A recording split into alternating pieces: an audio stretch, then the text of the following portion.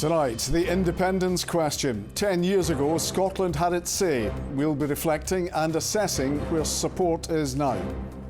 I don't think we've got the resources to go it alone. I've been fighting for independence for 20, 30 years, so I'm not going to stop now. We'll be speaking live to the First Minister to see how or if he can continue his push for independence. From Hollywoods to Bollywoods, we hear about a special project keeping memories and minds alive.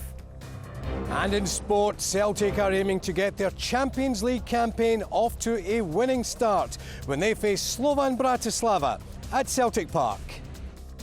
I'm Kellyanne Woodland in Edinburgh. And I'm John Mackay in Glasgow. This is the STV News at 6.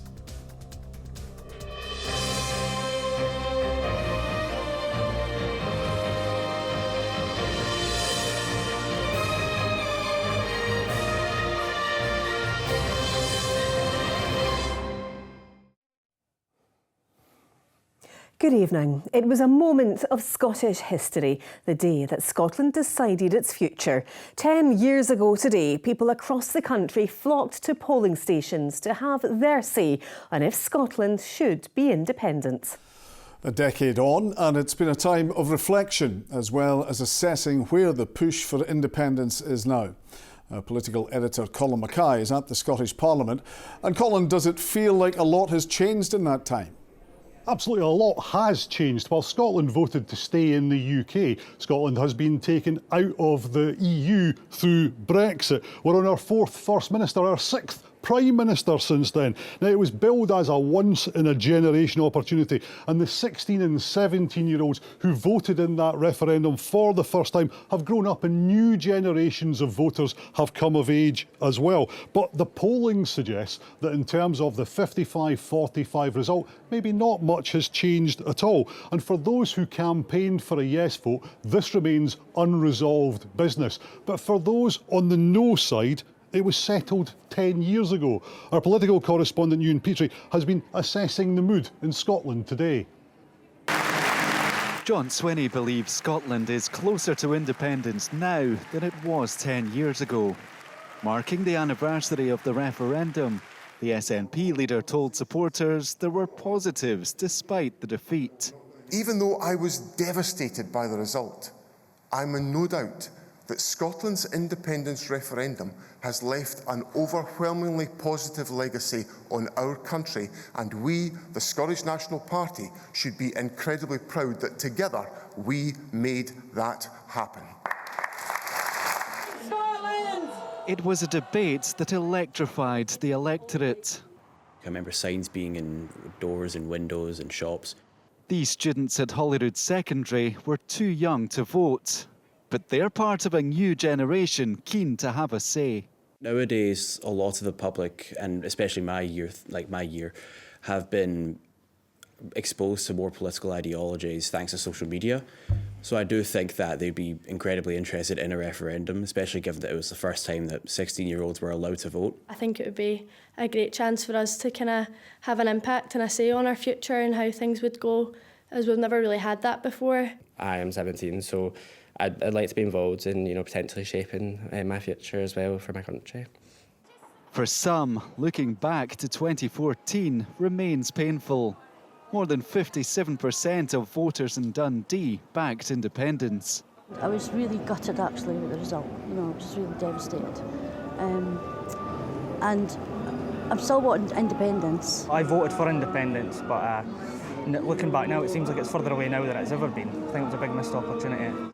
In East Renfrewshire, more than 63% voted to remain in the UK.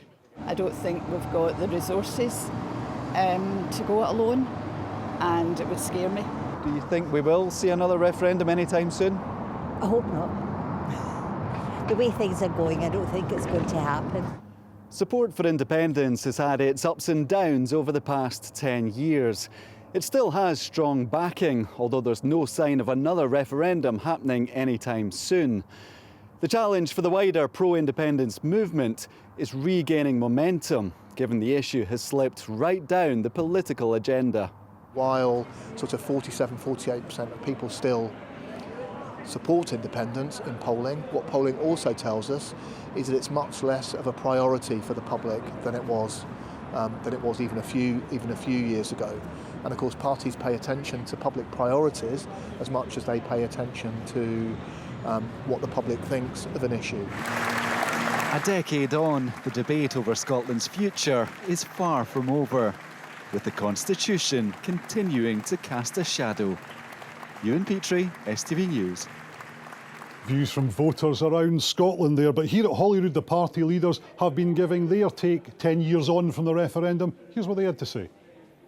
What we've been doing for the last 10 years since 2014. The SNP full powers over education and standards falling in our schools. And don't forget, it was this First Minister that tried to downgrade working class kids during the pandemic when he pretends that child poverty is his great #1 mission. So what has this SNP government been doing for the last 10 years? The SNP have spent the last 10 years picking at the scab of their defeat. It colours everything we do in this place. The referendum was a life-changing experience for thousands of people across Scotland, though. For so many ordinary people, it was the first time that they felt genuinely politically powerful in their life. Politics was something that we were doing together as a nation. It wasn't something being done to the people by politicians. That event energised Scotland, but since the polls have closed and the results fell short, what has happened to that energy? On this, the 10th anniversary of the 2014 independence referendum, my message to John Swinney and the SNP government is this: you lost. Get over it and let us all move on. With me now is First Minister John Swinney. Mr Swinney, you said today that your job is to make independence relevant by demonstrating that it's the solution to problems like in the NHS and education. But you're First Minister, you've already got the powers over them and you're not delivering that. Obviously, we make a great deal of progress on health and education within the powers that we've got, and we've used the powers of the Scottish Parliament to expand the resources that we've got available to address the challenging issues that any government faces through asking people in higher incomes to pay more in taxation. But the crucial issue is about austerity. Austerity is undermining our public services, and that's delivered by Westminster. So independence is the answer to the austerity that we've had inflicted on us by the Westminster governments, Labour and Conservative. It's not necessarily how the voters view it. They view it as you not delivering.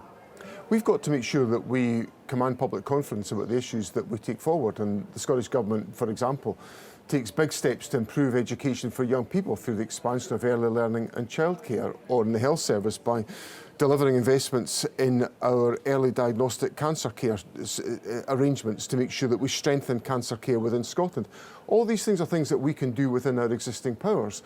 But we're always limited by the resources that are available to us, and we have the problems of austerity, or generated by austerity, as a consequence of the fact that financial decisions are taken in London by the Westminster government, and that's a huge impact, a greater impact on our budget and the finance available to us than any other question. You made a few speeches today. You seem pretty confident that there will be another go at this. There will be an Indy Ref 2, but after the drubbing in the general election, it feels like this is as far away from another referendum as Scotland has been in 10 years. I've got work to do. I've got to make sure that more people are convinced by the arguments for independence. I think independence would give us the opportunity to create a more prosperous Scotland. Look around us at other countries who are delivering much more prosperity than has been delivered here in the United Kingdom. We've got an opportunity through independence to restore our membership of the European Union and overcome the barriers, the real impediments that Brexit has inflicted on our community. But I've got to persuade more people of the merits of that argument. That's my job to do that. It's the job of my party and all of us who support a yes position to make sure we win that argument amongst the people of Scotland and that we can command a convincing majority and level of support for independence. John Swinney, First Minister, thanks for joining us on the STV News tonight. Now, just on the other side of the Scottish Parliament, on the public side of the Scottish Parliament, there's a rally going on for independence. Our reporter Laura Alderman is there. Laura, what's happening there? Well, Well, Colin, people are starting to trickle in now, and they've brought their pipes and drums with them as well, as you can probably hear. But organisers for the campaign group Believe in Scotland have been here since midday today, getting things ready and setting up this stage behind me, as within the next hour, a rally to commemorate the 10th anniversary of the independence referendum is set to get underway. Organisers say they want to reboot the campaign and to put grassroots back at the forefront once again. And from speaking to campaigners over the last couple of weeks in the run-up to this anniversary, that's something I've been hearing over and over again. But as you heard in Ewan's piece there, the polls show it's becoming less of a priority for Scots. So, in other words, it's likely to happen anytime soon. Colin. Thanks, Laura. Well, 10 years ago, the polls were actually still open. People all over Scotland had the future of their country in their hands. They were more engaged in politics and political debate than ever, I think. It was probably the biggest political story, the biggest Scottish political story that I'm ever likely to report on. The big constitutional question now is, will there ever be another referendum? It doesn't feel imminent, as I was saying to the First Minister a few moments ago, but it hasn't gone away. And 10 years from now, it will be a generation since 2014. Who knows where Scotland will be politically by then? Colin at the Scottish Parliament, thank you. Now to other news now, and nurses and healthcare workers are set for a pay rise after members of Unite the Union accepted the latest pay deal. The 5.5% increase will be backdated to the start of April. The lowest paid workers will receive an uplift of almost £1,300. This doesn't solve the problem of the NHS. I think it's well recognised that the NHS is in crisis. I know that that's a strong word, however it is, and we should not be shying away from having the appropriate and proper discussions to understand how we're going to function as an NHS going forward. The Scottish comedian Jenny Godley has cancelled all upcoming tour dates as she's in hospital being treated for sepsis. She's currently undergoing treatment for ovarian cancer. She says she was advised by her team at Beatson Cancer Care to stop work for the foreseeable future. A vet has issued a heartbreaking warning to pet owners after 2 dogs died from suspected poisoning following walks in a woodland in Falkirk. Vets for Pets said it treated 2 dogs who collapsed before suffering seizures and dying. It's left dog owners there shaken and looking for answers, as Caitlin Hutchison reports. Professional dog walker Steph wants to be enjoying the last of the summer sun. But the news that 2 dogs have died in her local area after eating something harmful means she's keeping hers on a short leash, amid fears dogs are being deliberately targeted. It's incredibly evil. I don't know what goes through certain people's minds to do such things. It's scary. You want to make sure every dog goes home safe and happy and, you know, as well as they were when they left their front door. If your dog doesn't have the best recall, if you know they're a little bit of a scavenger, maybe keep them on the lead just for the meantime. It's just not worth the risk. Vets for Pets Falkirk said 2 dogs collapsed, had seizures and died after eating something poisonous at Pullman Woods, possibly put there on purpose for dogs to find. They also said a bright green capsule was given to a dog in Callender Park, disguised as a treat. It's disgusting. I've not brought my dog with me today because of that. I've got a dog, but I wouldn't let anybody give it a treat unless I know who they are. Obviously, you know, there's like natural things that they can pick up, but now they're not really going to let your own dog or anyone's dog off the lead. It's an issue that's been seen across the country over the years, but Police Scotland say that recently they've received reports of a number of dogs in the Falkirk area becoming unwell after ingesting harmful substances. A spokesperson said that inquiries are at an early stage and they're working to establish the full circumstances. Caitlin Hutchison, STV News in Falkirk. Bacteria found in the Queen Elizabeth University Hospital within a couple of years of its opening were not normal, an inquiry has heard. Kathleen Harvey-Wood, who formerly worked in the microbiology unit, was giving evidence to the Scottish Hospital's inquiry. One of the organisms found in 3 patients was originally identified in the International Space Station. Older people have been reconnecting with their youth by revisiting the golden age of Bollywood. That's top of the bill for Age Scotland, which is working with Screen Memories to help older people reminisce in a group experience. Vidusha Tiwari has more. some of the biggest hits from Bollywood's golden age, immortalised forever on the silver screen.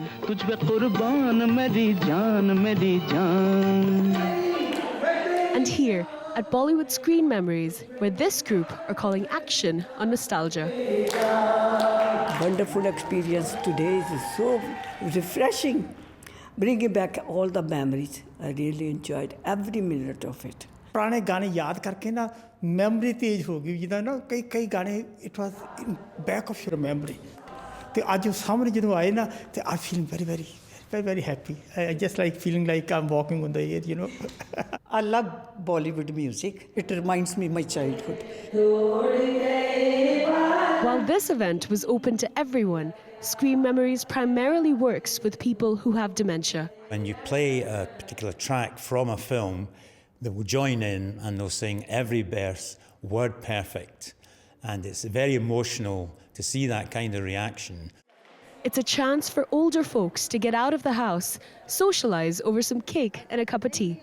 It serves many purposes and such for East Scotland for older people, to get them out socialising and just general physical and mental health well-being. When they go home, they will have a smile on their face. As the curtain closes on this meeting, there are many more memories to come. Music has some language. The lyric is so touching that I can't explain. It has some meaning. आपको बचपन की याद आ गई, जवानी की याद आ गई? Yes, बचपन जवानी both आए. Vidushi Tiwari, STV News in Maryhill. Time now for the sports, and Rahman is at Celtic Park for tonight's big match.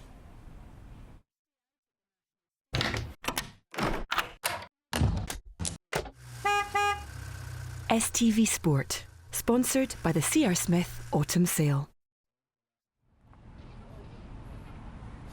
A very good evening from Celtic Park. Champions League football is back and Celtic are aiming to get off to a winning start when they face Slovakian side Slovan Bratislava.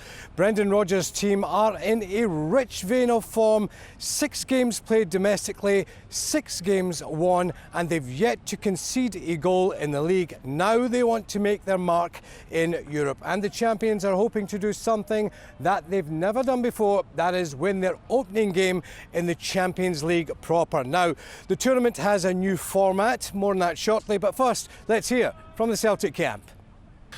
For some it might not be fashionable, you know, there might be other teams with bigger histories and bigger clubs, but for us we know that it's a team we have to really respect, but we also know that we're playing at home. We're in a really good mood, playing well, intense, being consistent, and we just want to take that and bring that energy to the stands, and hopefully we can have a really good night. I knew Celtic was going to play the Champions League, and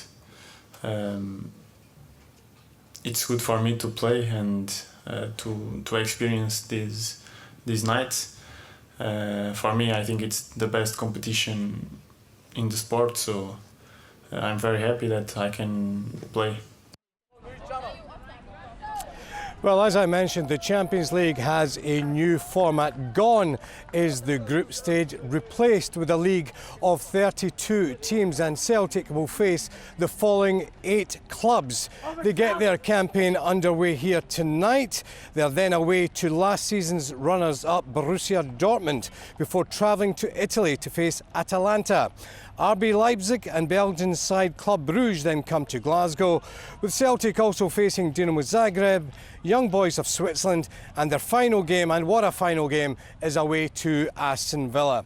Well, the top 8 teams in the league progress to the last 16. The teams that finish 9th to 24th go into the playoffs, and the bottom 8 clubs drop out of Europe completely. How are Celtic fans feeling ahead of the new campaign? We spoke to some a short time ago. We've been playing well, and the reason why that can continue. I think it's a good chance of getting through the league stage. I think this time, first time in a long time, we've got a real chance. You know, that tonight's team, lowest ranking team, so I think tonight 3-0. I think we should be able to win our home games, sneak a couple of points away, and I'm confident, very confident. Can we win this thing? I think we could win it, I think. Well, it should be quite a night here. European nights are always special in Glasgow's East End. It will be a cracking atmosphere. Kick-off is at 8 o'clock. Now, Motherwell manager Stuart Kettlewell is hoping for a big crowd at Fir Park on Friday night for their League Cup quarter-final, with volunteers distributing leaflets in the area to drum up support. Kettlewell's side faced Dundee United for a place in the semi-finals. The Steelmen last reached the last four of this competition 7 years ago. We've got umpteen volunteers out just now, going door to door, handing out flyers, leaflets to drum up a bit of support and see if we can get as many people in here as we possibly can. We're a proper community club, that's what we are, and I think that's been really evident over the last few days, weeks, where everybody in the community is sort of buying into that excitement of the cup competition. And my job's to go and make sure that the players give the supporters and everyone that comes here to back us on Friday something to cheer about. One final piece of football news. Charles Dunn has rejoined St Mirren on a short-term contract. And finally from me, just last month Andy Murray announced his retirement from tennis. Well, he swapped his racket for golf clubs today. The former world #1 is competing in the Pro-Am event at Wentworth, teaming up with fellow countryman Robert McIntyre. And Murray's game certainly looks to be in good shape. That, folks, is all of your sport live from Celtic Park, where Celtic face Slovan Bratislava in the Champions League.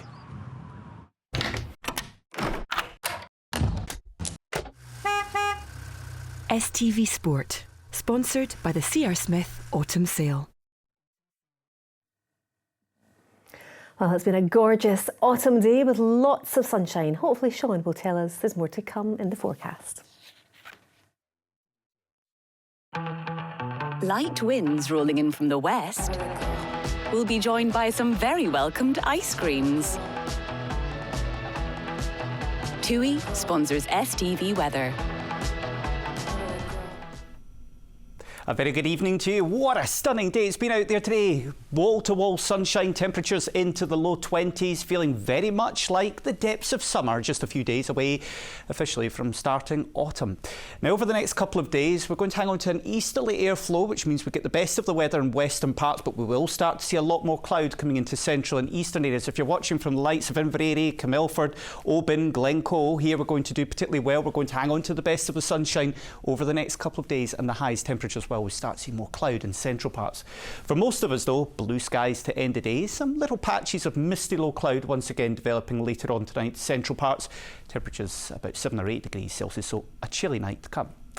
Now tomorrow, any misty low cloud like today burning away, and look at that once again, not much to say about the weather map because it is blue skies, and those temperatures, given that easterly breeze, will still rise into the low 20s, especially around likes of Renfrewshire, Inverclyde and Bartonshire, Glasgow, Ayrshire, Argyll and Bute, and also the West Highlands doing particularly well. Bit of an onshore breeze around the likes of Grangemouth, probably Dunfermline, and also around Queensferry. So here the temperatures just getting held back with that breeze coming in off the Forth.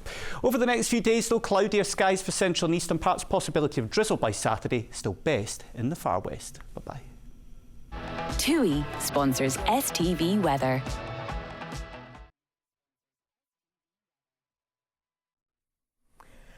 And that's all from us. Don't forget, Rona will bring you Scotland tonight just after the late news at 10:30. From all of us here, thanks for watching. Good night. Good night.